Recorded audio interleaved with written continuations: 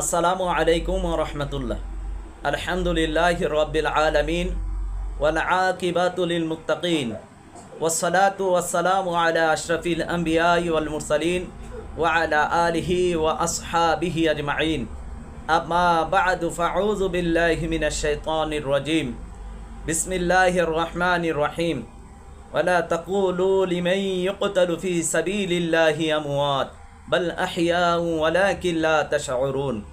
কাছে এবং দূরে, দেশে এবং প্রবাসে, যে যেখান থেকে আমাদের আজকের আলোচনা শুনছেন এবং দেখছেন, অনুষ্ঠানের শুরুতে যশোরী ইসলামিক মিডিয়া বাংলা চ্যানেলের পক্ষ থেকে আমি মোহাম্মদ রিদওয়ানুল ইসলাম যশোরী আপনাদের সকলকে জানাচ্ছি আন্তরিক মোবারকবাদ।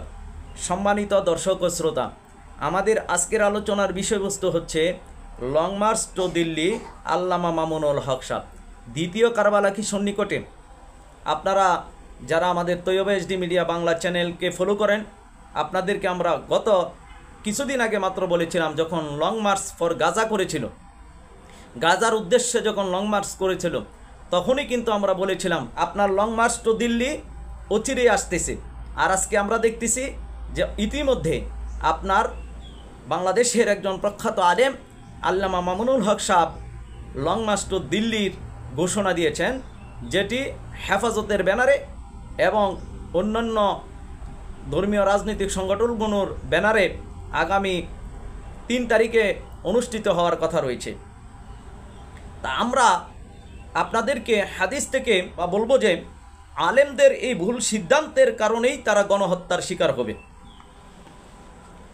শুনে হয়তো অবাক হতে পারেন, সাম্প্রতিক সময়ে যে ঘটনাগুলো ঘটতেছে এবং সাম্প্রতিক সময়ে যে সমস্ত ঘটনাগুলো ঘটবে, আল্লাহর রসুল সাল্লাল্লাহু আলাইহি ওয়াসাল্লাম হাদিসের মাধ্যমে মুসলিম উম্মাকে সতর্ক করে দিয়ে গেছেন। আজ থেকে কিয়ামত পর্যন্ত পূর্ব সময়ের পূর্বে কি কি ফিতনা ঘটবে এবং কিভাবে ফিতনাগুলো ঘটবে, এই সমস্ত ফিতনা কথা এবং সেই ফিতনা থেকে কিভাবে বাঁচবেন, সেই সমস্ত কথা আপনার কিতাবুল ফিতানের মধ্যে আল্লাহ রসুল সাল্লাল্লাহু আলাইহি সাল্লাম বর্ণনা করেছেন, বলেছেন, সাহাবাই কেরাম বর্ণনা করেছেন। তো সাম্প্রতিক সময়ে যে লং মার্চ করা হচ্ছে, এটি যে একটি ভুল সিদ্ধান্ত এবং একটি আত্মঘাতী সিদ্ধান্ত, তা যে কোনো সচেতন ইসলামী মানুষই বুঝতে পারবেন। যাদের মধ্যে কোরআন সুন্নাহর জ্ঞান রয়েছে, নিখুঁত ইসলামী শরীয়তের জ্ঞান রয়েছে, তারা বুঝতে পারবেন। তো প্রচলিত শিক্ষায় শুধু শিক্ষিত হলেই চলবে না, কোরআন এবং সুন্নাহকে আপনার যারা চিন্তা ফিকির করে, গবেষণা করে, অন্তরের চক্ষু দ্বারা উপলব্ধি করতে চায়, তারা এই বিষয়গুলো বুঝতে পারে। যেমন দেখেন, এই যে একটি লং মার্চ করা হচ্ছে, এটি একটি আত্মঘাতী এবং ভুল সিদ্ধান্ত। কেন? কারণ এই ধরনের লং মার্চ আল্লাহ রসুল সাল্লাল্লাহু আলাইহি ওয়াসাল্লাম করেনি। এই ধরনের লং মার্চ কোনো সাহাবী করেনি, তাবেঈ করেনি, তাবে করেনি। মাং সেতু এই লং মার্চের প্রতিষ্ঠাতা আমি যদি ভুল না বলে থাকি, তাহলে দেখেন এই লং মার্চ তো ইসলামের মধ্যে নাই।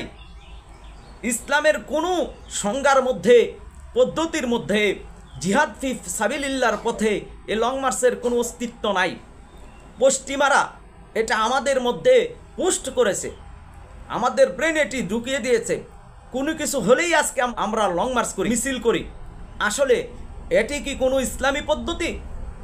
জিহাদের পদ্ধতির মধ্যে এই ধরনের কোনো পদ্ধতির অস্তিত্ব কি কোরআন সুন্নাহর মধ্যে রয়েছে? এখন অনেকে প্রশ্ন করবেন যে আলেমরা কি বুঝে না, আলেমরা কি বেশি বুঝে?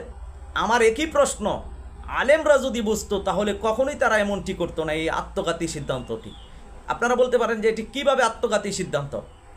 এটি এইভাবে হলো আত্মঘাতী সিদ্ধান্ত যে শত্রুর ভারী অস্ত্র যেখানে, সেখানে আপনি খালি হাতে মাঠে নামতেছেন, এটা অবশ্যই আত্মঘাতী একটা সিদ্ধান্ত। আল্লাহর রসুল সাল্লাল্লাহু আলাইহি সাল্লামের জীবনীতে বা সিরাতে কি এমন কোনো দৃশ্য রয়েছে, এমন কোনো ঘটনা কি রয়েছে যে শত্রুরা ভারী অস্ত্র মোতায়েন করে রাখছে আর আল্লাহ রসুল সাল্লাল্লাহু আলাইহি সাল্লাম খালি হাতে সেখানে গিয়েছেন? এরকম নজির কি ইসলামের ইতিহাসের মধ্যে রয়েছে? আজকে দেখেন, ভারত ইহুদি খ্রিস্টানরা প্রকাশ্যভাবে কি মুসলমানদেরকে নিয়ে ষড়যন্ত্র করছে না? মুসলিমদেরকে হত্যা করতেছে না?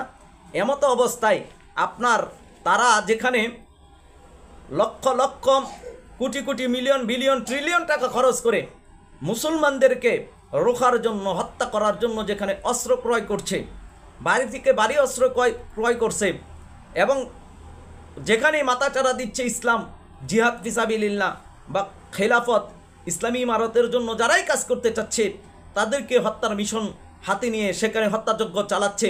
এমত অবস্থায় একজন সুস্থ বিবেকবান মানুষ, কোরআন সুন্নাহ বুঝনেওয়ালা মানুষ কিভাবে এই আত্মঘাতী সিদ্ধান্ত নিতে পারে?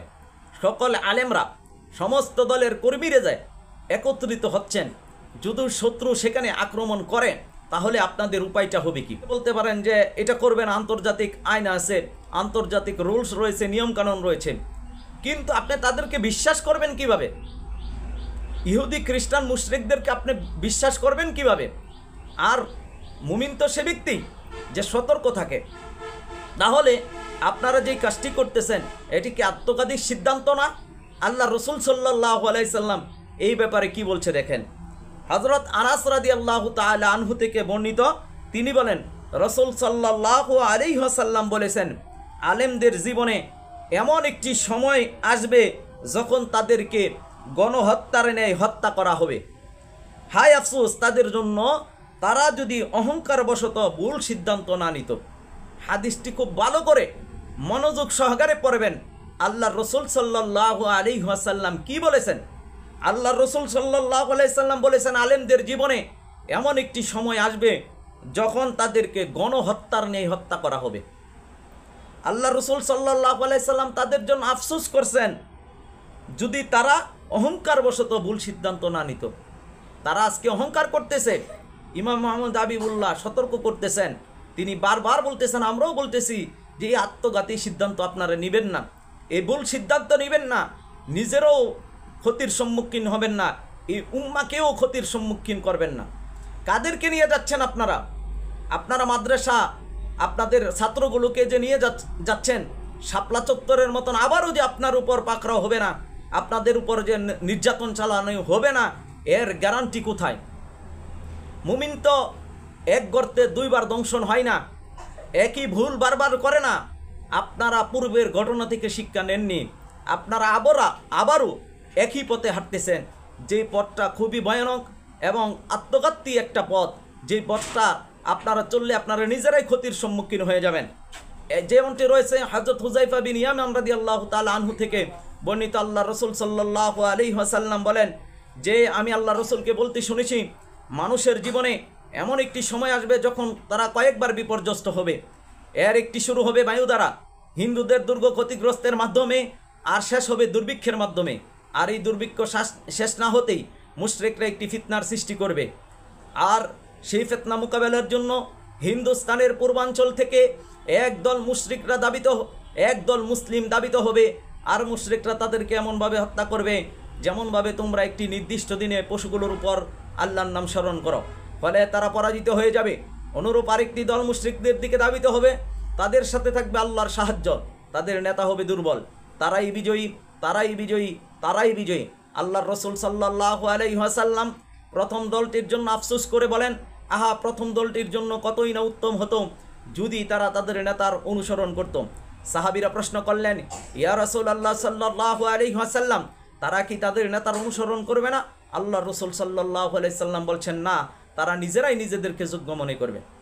আজকে দেখেন দুটো হাদিস রয়েছে, আজ থেকে প্রায় 1000 বছর আগের লেখা হাদিস, আজিফাতিল আজিফা গ্রন্থের হাদিস। একটা হাদিস হলো 83 নম্বর, আরেকটা হলো 84 নম্বর হাদিস। আপনারা অনেকে বলতে চান, এই হাদিস যখন আমরা উপস্থাপন করি, কোনো মাথা মোটা মানুষ বলে যে অহংকারবশত তারা বলে এই হাদিস ইমাম মাহমুদ বানিয়েছে। নাউযুবিল্লাহ, আস্তাগফিরুল্লাহ। কত ভয়ঙ্কর মিথ্যাচার, কত ভয়ঙ্কর অপবাদ, সত্যকে দামাচাপা দেওয়ার জন্য, সত্যকে গ্রহণ না করার কত ভয়ঙ্কর অজুহাত, যে আল্লাহর রসুল সাল্লাল্লাহু আলাইহি সাল্লামের হাদিসকে তারা বানোয়াট বলে তারা চালিয়ে দিতে চাচ্ছে। তারা আল্লাহর রসুলের হাদিস যেটি বাস্তবে আমরা দেখতেছি বাস্তবায়ন হচ্ছে, সেটিকে মানতেছে না, বরঞ্চ তারা সেটিকে অপবাদ, জাল, জয়ীফ, মাউজু বলে চালিয়ে দিতে চাচ্ছে। সত্যকে অস্বীকার করার জাস্ট এটি একটি পায়তারা, সত্যকে গোপন রাখার একটি পায়তারা, জাতিকে বিভ্রান্ত করার একটি পায়তারা, জাতিকে সত্য থেকে দূরে রাখার একটি পায়তারা, ইমাম মাহমুদ থেকে গাফেল রাখার একটি পায়তারা। কারণ প্রশ্ন হচ্ছে, এই হাদিস যদি বানানো হতো তাহলে এই হাদিস বাস্তবায়ন হয় কিভাবে? আমরা তো দেখতেছি হাদিসের প্রতিটি শব্দ অক্ষর অক্ষরে বাস্তবায়ন হচ্ছে। একটা মানুষ হাদিস বানাইলে সেই হাদিস কি আবার বাস্তব হয় নাকি? এতটুকু মাথার মধ্যে যদি আমাদের জ্ঞান না থাকে, আজকে এই হাদিসটা আমরা দেখতেছি প্রকাশ্যভাবে যে তাদের ভুল সিদ্ধান্তের কারণে মুসলমানদের উপর যে একটা ভয়ঙ্কর গণহত্যা দিয়ে আসতেছে। এজন্য আমরা বলবো, অনেক যুবক রয়েছে যারা আর তাদের ভুল সিদ্ধান্তের পিছনে ছুটবে না, যারা শাপলা চত্বর থেকে শিক্ষা নিয়েছেন সেই সমস্ত মাদ্রাসার ছাত্রদেরকে আমরা বলবো, আপনারা আর আত্মঘাতী সিদ্ধান্তে কাউকে সমর্থন করবেন না, করলে আপনাদেরই ক্ষতি হবে। দিন শেষে দেখবেন আপনাদেরকে ফেলে তারা আবার চলে আসবে। এজন্য বলবো যে আপনারা শ্রদ্ধায় উলামায়ে কেরাম, আপনাদের আমরা সম্মান করি, আপনাদের ইজ্জত করি। কোরআন সুন্নাহ অনুযায়ী যদি আপনারা চলেন, আপনাদের অন্ধ অনুসরণ আমরা করতে পারি না। কোনো ব্যক্তির অন্ধ অনুসরণ করার জন্য কোরআন সুন্নাতে বলা নেই। এমনকি ইমাম মাহদি, ইমাম মাহমুদের অন্ধ অনুসরণ করা যাবে না। আপনারা বারবার ভুল সিদ্ধান্ত নেবেন, আর জাতি আপনাদের এই ভুল সিদ্ধান্তের কারণে ক্ষতিগ্রস্ত হবে। আপনার মাদ্রাসার ছাত্ররা ক্ষতিগ্রস্ত হবে, এদেশের আপামর জনগণ ক্ষতিগ্রস্ত হবে। ভয়ঙ্কর একটা ষড়যন্ত্রের এবং গণহত্যার দ্বারপ্রান্তে তারা উপনীত হবে। অন্তত পক্ষে আমরা যারা এই বিষয়গুলো জানি, আমাদেরকে সতর্ক করতেই হবে।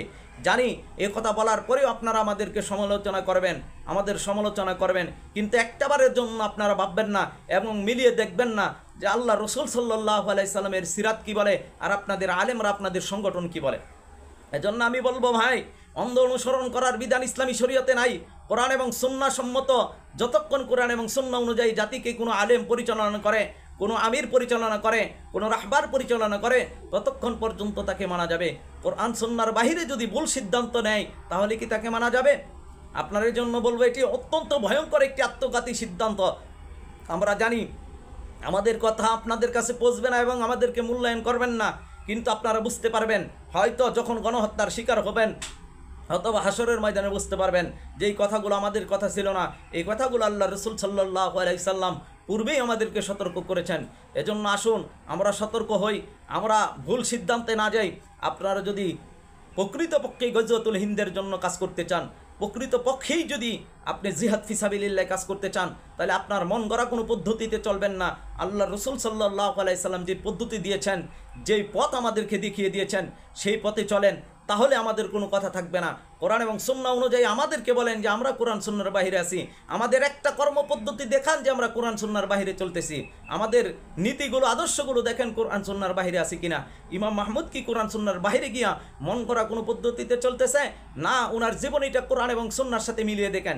একটাই মাত্র সমস্যা যে উনাকে মানতে আপনাদের সমস্যা, তাহলে মুহাম্মদ সাল্লাল্লাহু আলাইহি সাল্লামকে মানতেও তো তাদের সমস্যা ছিল। মুহাম্মদ সাল্লাল্লাহু আলাইহি সাল্লামকেও তো তারা মানতো না, তারা উম্মি বলতো, নিরক্ষর বলতো, প্রাতিষ্ঠানিক শিক্ষা ছিল না বলতো। তা ঠিক একই কথা আপনারা ইমাম মোহাম্মদ হাবিবুল্লাহর ক্ষেত্রেও বলতেছেন। অথচ আল্লাহ তাআলা যাকে ইচ্ছা তাকে মনোনীত করতে পারে, এই বিশ্বাস আপনাদেরও আছে, অথচ আপনারা বাস্তব ক্ষেত্রে মানতে চাচ্ছেন না। না মানলে ক্ষতিটা কার হবে? দিন শেষে তো ক্ষতি আমাদেরই হবে, কারণ আল্লাহ সুবহানাহু ওয়া তাআলা যাকে ইচ্ছা তাকে রাজত্ব দেন, আল্লাহ যাকে ইচ্ছা তাকে মনোনীত করেন, আল্লাহ যাকে ইচ্ছা তাকে সম্মানিত করেন, আল্লাহ যাকে ইচ্ছা তার দ্বারা দিনের কাজ নেবেন। এমন যাতে মনে না হয়, এমন যাতে না করি যে আমার ইমামতিতেই সমাজ রাষ্ট্র বিশ্ব পরিচালিত হবে।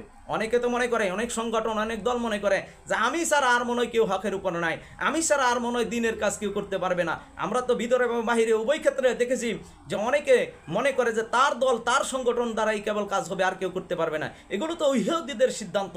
ইহুদিরা ভাবতো যে তারাই কেবল সঠিক পথে রয়েছে আর বাকি সবাই ভুল পথে রয়েছে। এখন এই একই আদর্শ, একই চিন্তা, একই ফিকির দেখি আমরা যে অন্যান্য দল সংগঠনের মাধ্যমে যারা নিজেদেরকেই কেবল যোগ্য মনে করে তাদের দ্বারাই কেবল হবে, অন্য কেউ করতে চাইলেও তাদেরকে সাপোর্ট দিচ্ছে না, বরঞ্চ তাদেরকে মিথ্যাবাদী, তাদেরকে ভুল, ভণ্ড, প্রতারক এগুলো বলে জাতির কাছ থেকে দূরে রাখতে চাচ্ছে। কিন্তু মনে রাখবেন, দিন শেষে সত্য সত্য প্রকাশ হবেই, আপনার সত্য সত্য হিসেবে প্রকাশিত হবেই, কেউ তাদেরকে বিভ্রান্ত করে রাখতে পারবে না। আল্লাহ সুবহানাহু ওয়া তাআলা সত্যকে সত্য হিসেবে প্রকাশ করে দিবেনই। দিন যত যাচ্ছে ততই ইমাম মাহমুদ যে সত্য, ইমাম মাহমুদ যে সত্যের বার্তা নিয়ে এসেছেন, গজওয়াতুল হিন্দ এবং তৃতীয় বিশ্বযুদ্ধের বার্তা নিয়ে এসেছেন, মুসলমানদের আমির হিসেবে এসেছেন, এটি সুস্পষ্ট হয়ে যাচ্ছে। প্রকাশ হয়ে যাচ্ছে। এজন্য আসুন আমরা বিজয়ী কাফেলা ইমাম মোহাম্মদ হাবিবুল্লাহর কাফেলা ঐক্যবদ্ধ হই, যিনি রসুলের সিরাতের বাহিরে গিয়া মন গড়া কোনো পদ্ধতিতে জাতিকে পরিচালনা করার জন্য বলছেন না, বরঞ্চ কোরআন এবং সুন্নাতে যেভাবে বলা হয়েছে ঠিক সেভাবেই তিনি জাতিকে পরিচালনা করছেন। আল্লাহ তাবারক ওয়া তাআলা আমাদেরকে কোরআন এবং সুন্নাহ অনুযায়ী ইমাম মোহাম্মদ হাবিবুল্লাহর পথে ইমাম মোহাম্মদ হাবিবুল্লাহর কাফেলায় ঐক্যবদ্ধ থেকে আল্লাহর জমিন আল্লাহর দিন কায়েম করার তৌফিক দান করুন। আমিন ইয়া রাব্বাল আলামিন। আসসালামু আলাইকুম ওয়া রাহমাতুল্লাহ।